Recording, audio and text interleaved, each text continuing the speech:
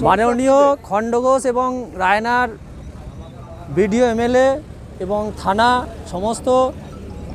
সমস্ত অধিবেশন থেকে আমার একান্ত অনুরোধ যে আমরা আজকে কেউদিয়া, লতিফপুর, হুড়িয়া এবং ছাতিমপুর, কুলচৌড়, দইচাঁদা এই যে এলাকা জুড়ে বা আমাদের এই কেউদিয়া যে মাঠটা, এই মাঠটার যে জলমগ্ন অবস্থায় ডুবে আছে, এই ডুবে থাকার কারণে আমরা গত 23 সালে অনেক ডিপার্টমেন্টই আমরা দরখাস্ত করেছি এবং রিসিভ কপিও আমাদের কাছে আছে এবং সেই দরখাস্তর কোনো কার্যকরী এখনও পর্যন্ত হয়নি।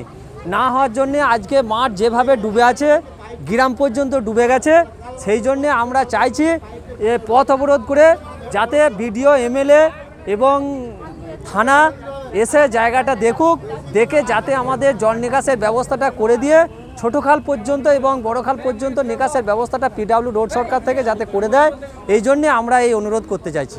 পথ অবরোধ করেছিলেন? হ্যাঁ, পথ অবরোধ আমরা করেছি। অল্প সময়ের মধ্যে আমাদেরকে পুলিশ প্রশাসন আশা দিলেন। ওনারা বললেন যে আপনারা একটু বিডিও অফিসে যান, বিডিও অফিসে আপনারা দুটো বিডিও অফিসে যোগাযোগ করুন, করে কার্যকরিতা করার ব্যবস্থা করুন।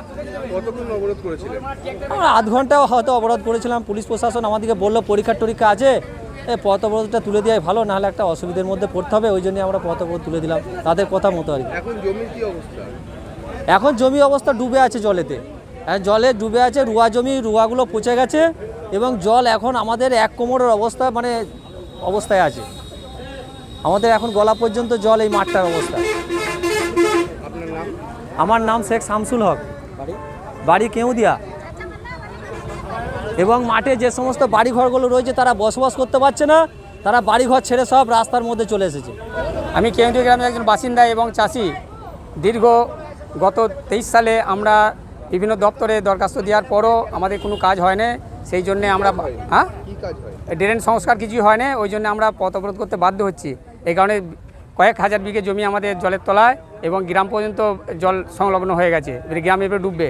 ওই জন্য আমরা প্রশাসন এবং বিডিও অফিস থেকে আমাদেরকে ডেকেছেন। ওনারা বলেছেন 5-7 জন 10 জন আসুন, এসে আলোচনা করে আমরা কাজটা কীভাবে করব সেটা সমস্যার সমাধান করতে চাই।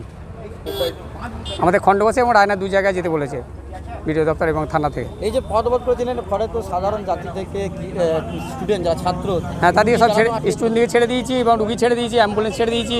কেউ অ্যাম্বুলেন্স বা রুগী বা যদি কেউ কিছু বলতে পারে যে হ্যাঁ আটকেছে, সেটা ব্যবস্থা করে দিয়েছি, আমাদের সাইড করে দিয়েছি। কি চাইছেন আপনারা? আমরা চাইছি দুদিকে যেন ড্রেনগুলো ক্লিয়ার হয়ে যায়, যেন জল নিকাশি ব্যবস্থাটা যেন সুস্থভাবে হয়, আমাদের যেন চাষিদের দুরবস্থা থেকে যেন আমরা বেঁচে থাকি। এখন জমির কি অবস্থা? জমির অবস্থা পানির নিচে, রুয়া জমি শেষ, বীজও শেষ। হ্যাঁ, দেখতে পাচ্ছেন তো, আপনারা ছবি করলেই বুঝতে পারবেন তো, আপনার চোখের সামনে আছে তো। শেখ আলাউদ্দিন। পথ অবরোধের ফলে কতক্ষণ আটকে ছিলেন? মিনিমাম 1 ঘন্টা নাগাদ আসতেছিলাম। তো কলেজ যাওয়ার ব্যাপার ছিল, তো হাঁটি অনেকক্ষণই খুব অসুবিধা হচ্ছে এর কারণে। তো যেতেও খুব দেরি হয়ে গেল। তো দেখা যাক কতটা কী করা যাচ্ছে এখন আমাদের। কি নাম? আমার নাম আকাশ রায়। তো আমার বাড়ি হচ্ছে বয়চন্ডী, ওই সাইডে। কোন কলেজে পড়াশোনা করেন? আমি ভাতার গভর্নমেন্ট আইটিআই। তো অনেকটা তো যেতে হবে, আমাকে এখন অনেকটা দূরে যেতে হবে, এরপর লেট হয়ে গেছে। তো সেখানে গিয়ে আমাকে জবাবদিহি করতে হবে। এরপর এতটা দেরি হয়ে গেল, দেখাই যাক কী হয়। আরেকবার নামটা?